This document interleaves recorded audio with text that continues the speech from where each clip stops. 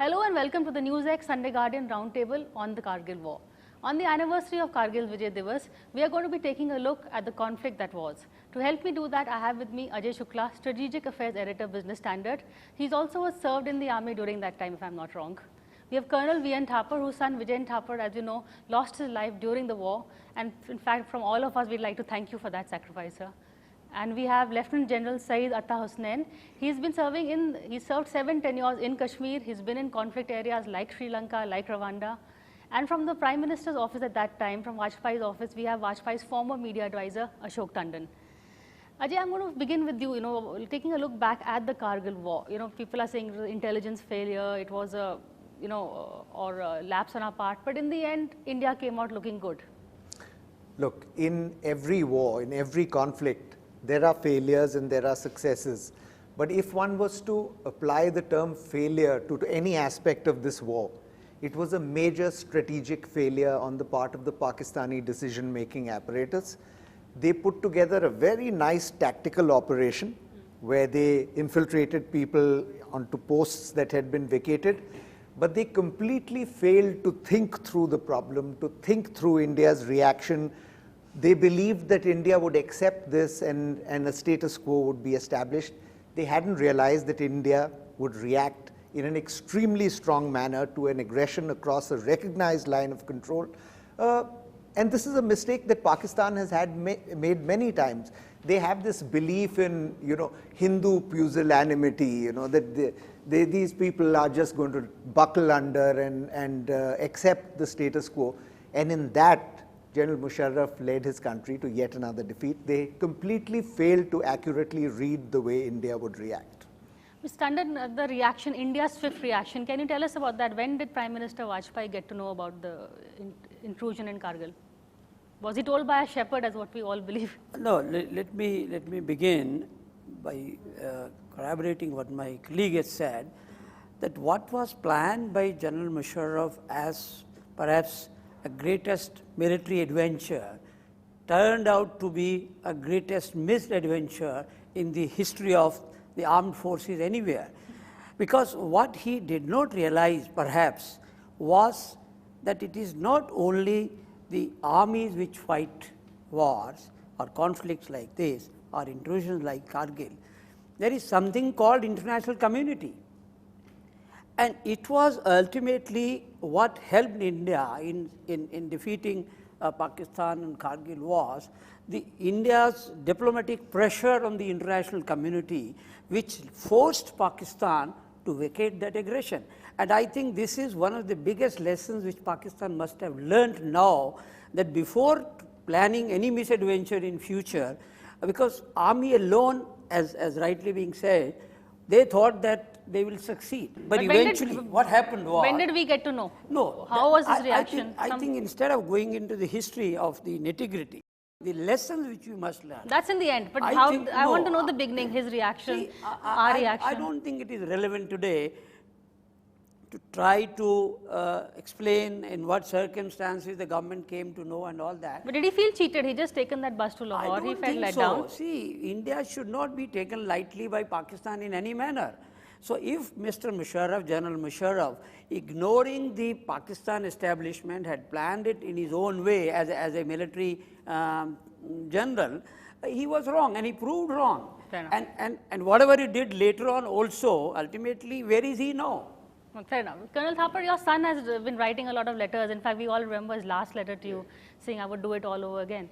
But some anecdotes, some reminiscences of your conversations with him during that time? Yes, there are a lot of conversations, there are a lot of anecdotes. But before I come to those smaller issues, what Mr.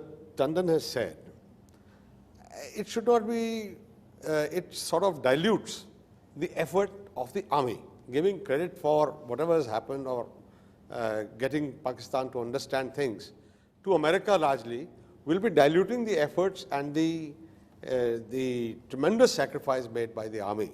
I think within June, Pakistan realized that it was a lost cause, and America also realized the same, and therefore they decided to do what they have done.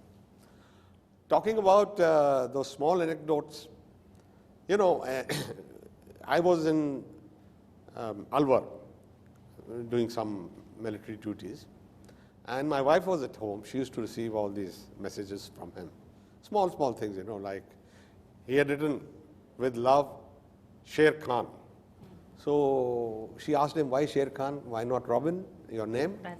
So he says, now I've got a beard. And as a small child, we used to always, those Malgaudi days, you know, we used to, Sher Khan and those stories we used to. So he says, there's no time for anything except patrolling, raids and cordons and search and all this sort of thing. The other very interesting thing he said that after the capture of Tololing, he described the scene about the Pakistani soldiers lying dead around, some Pakistani soldiers lying dead, how they spent the night, cold night, by burning the butter tins left over by the Pakistanis, and how they ate their lovely rations, you know, tinned. It's not to say that we didn't have good rations, but they were readily available in the bunkers stored. So they had this very good pineapple and what is that, milkmaid things and all that sort of thing. And there was a lot of misapprehension that maybe the Pakistanis have poisoned it or something. The butter. That's what they left it behind. But anyway, they had a feast, both of them, he and Padmapani Acharya. And there's one other small little thing that I want to tell you. There is a beautiful picture, not from the photographic point of view, but from the story point of view, and the kind of sacrifice that went into this battle. I had a Canon, my prized camera. He was always having his eye on that. So when he was going, finally he asked me, can I take this camera? Then I had a second thought. I said, all right, take it. So he's taken those pictures over there. There is a picture in which there is a photograph of 4 people. One is Acharya, Major Acharya. The other is Major Gupta and Vijayant sitting on the bed. And it has been taken by kangaroos. By? By kangaroos, Captain Kangaroos. Okay. You know, all 4 of them were killed in that battle. I want to say that the quality of leadership in 2 Rajrif, and for that matter the Indian Army, is exemplified by the actions of this one single unit. There were, if you take the JCOs and officers put together and the men killed, there were, for every 2 men killed, there was 1 officer killed. So that's, you know, speaks volumes of the leadership, the way the Indian Army went. General, you've written a very interesting article saying, you know, how Musharraf thought he'd got India by the throat, and you nailed him on that.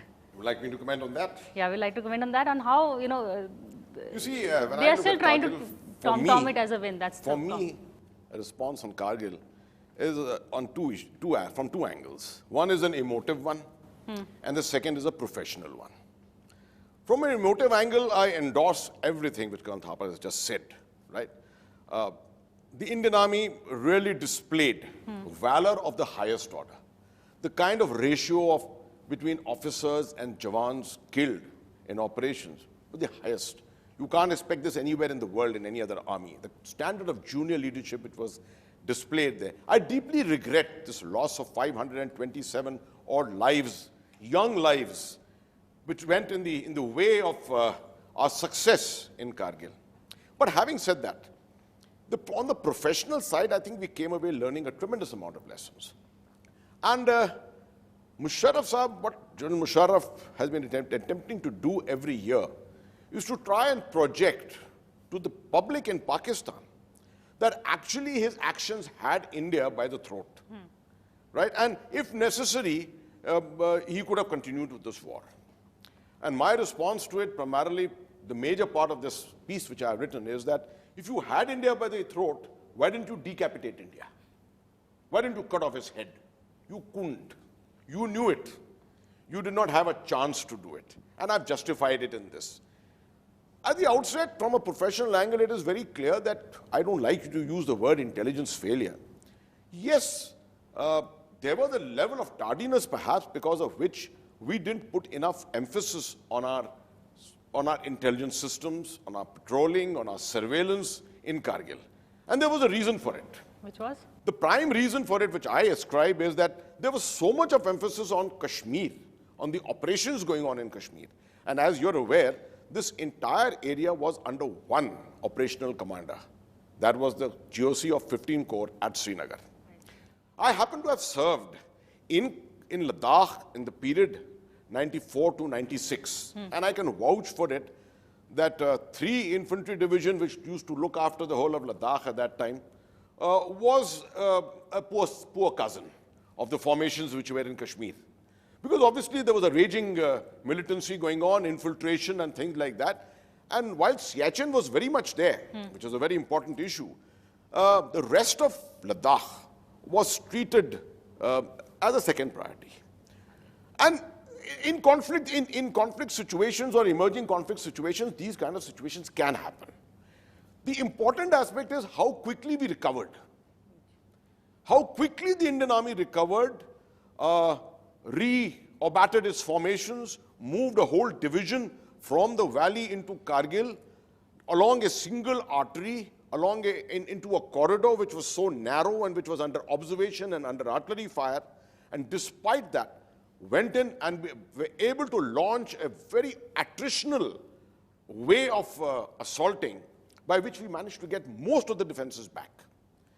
And I would say, yes, we did not get all the defenses back, and all the defenses finally came by way of diplomatic pressure.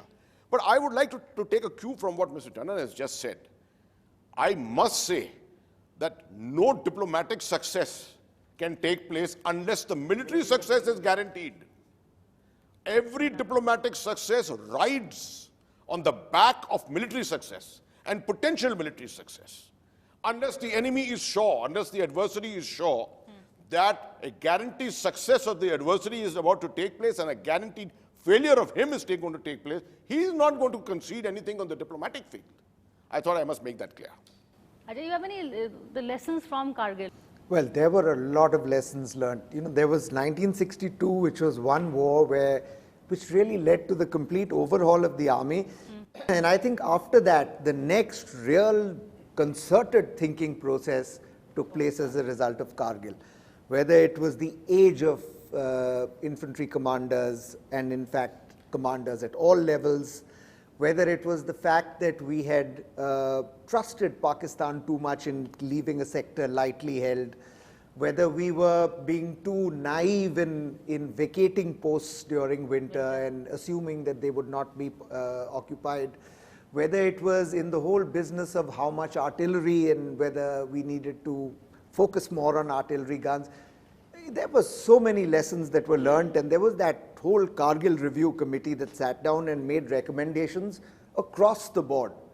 But for me, I think the one real lesson was, and here I will endorse entirely what General Hasten and Colonel Thapar had said, that you have to be prepared at all times, even when there's ostensible peace, for that peace to transform into conflict at very short notice. And we are in many ways, we don't do that as a country, you know. We put forward the thing, we rely too much on peace continuing, we leave gaps in equipment, we leave gaps in capabilities and so on. And as a result of that, we create vulnerabilities for ourselves. And this particular vulnerability at Kargil, which was exploited by Pakistan, 520 people had to die to remedy that thing. Now, it was a lesson to Pakistan. It was a lesson never to take India for granted, that India walks sort of silently and doesn't make overt threats, but it does carry a big stick. Pakistan learnt its lesson. I just hope that India has learnt its lessons as well. What was the reaction in the win, after the win? No, I don't recall what exactly was happening on day-to-day basis, but the fact remains that the government at that time took up this challenge, and the army was literally given a free hand to handle the situation. And as I entirely agree with my friends here, that the army did its job, a commendable job. But at the same time, as I said, in modern warfare, armies, they do their job. Right. They have to be equipped also. But at the same time, in modern days, any general like General Musharraf can't dream of capturing certain territories just because he has a strategic planning. without forgetting that there are others who are also watching. For instance, here my friend was trying to say, it was not only American pressure which forced Pakistan to retreat from Kargil, it was a pressure of the entire international community, including China.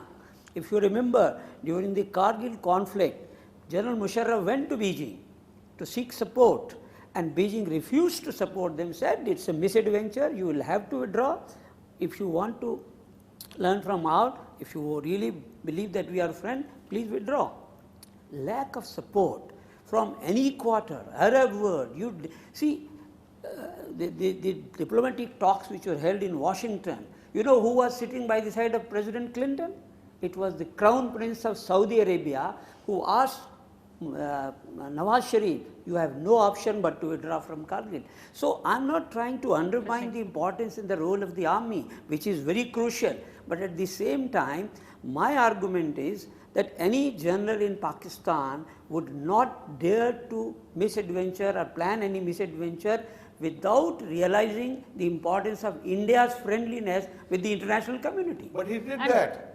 He did exactly that. Yeah, but what's the result? No, that is a separate issue. That the result That's what I'm saying. Came favorably. That is why I'm saying did it it go out of hand turned for out to Musharraf? be the biggest military misadventure in the annals of the army. No army in the world would recommend this kind of misadventure in future. We need to take a short break, but don't go away. We are here sitting here discussing the Kargil War.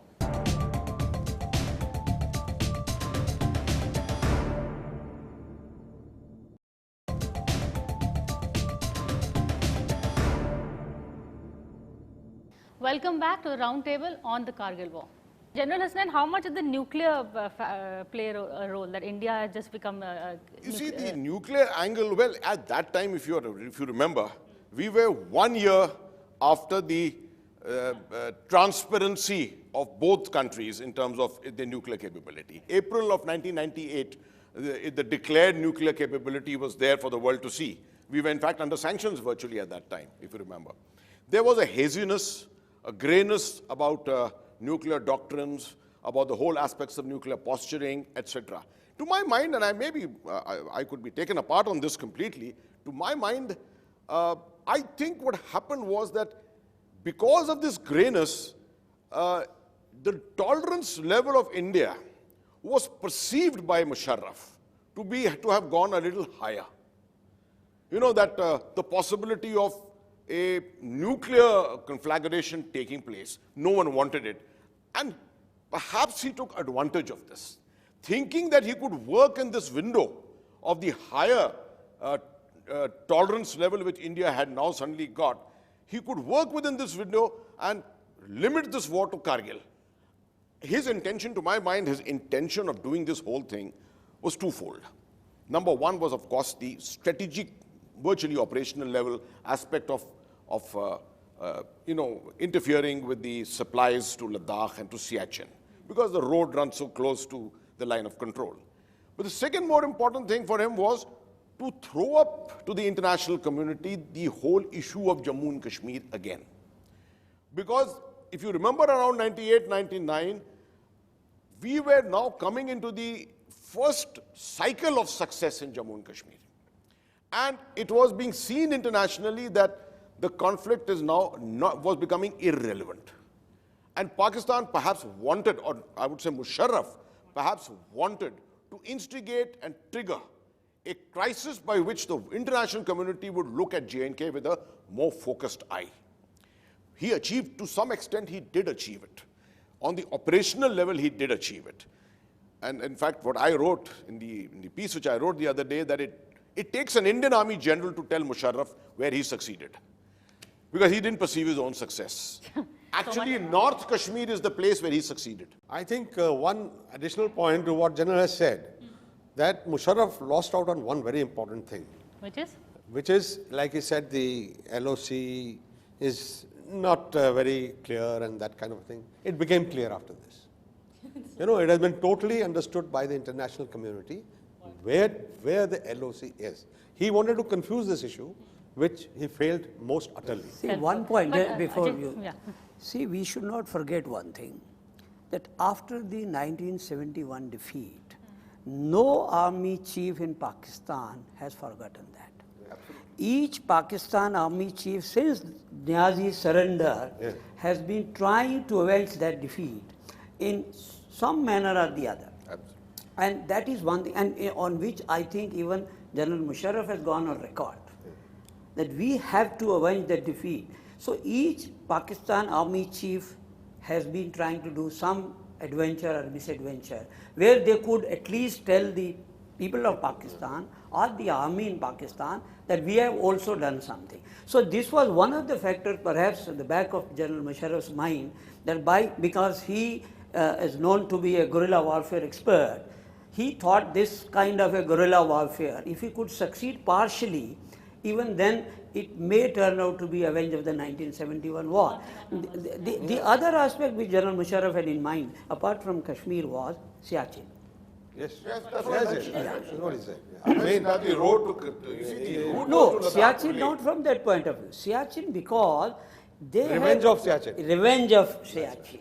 See, two things have been uppermost in the mind of the Pakistan army and all Pakistan general, is the revenge of Siachen and revenge of Bangladesh. How much was Nawaz Sharif in the know? You know, conventional logic has it that he wasn't in the know. He was also taken as surprise. But now people are saying, no, maybe he did know.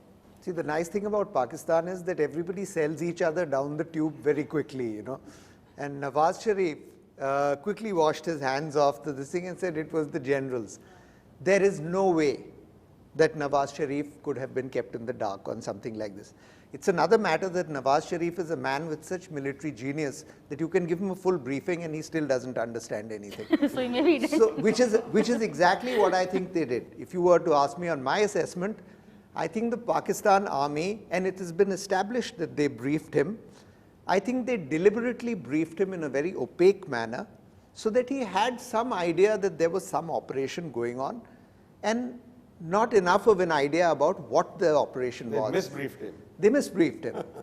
But it is a measure of his lack of leadership, Nawaz Sharif's lack of leadership, that he would allow his generals or acquiesce in even a minor cross-border operation in the belief that there would not be major consequences. I mean, what kind of leader believes that about his country?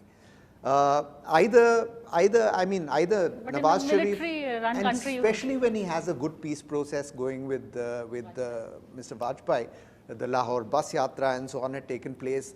Mr. Nawaz Sharif had a lot of equity in peace, but this is just complete leadership at the lowest level. Okay, I have to end at that. I'm sorry, we're totally out of time. But this has been a very interesting discussion. Thank you so much for watching it. We'll see you again, same time next week.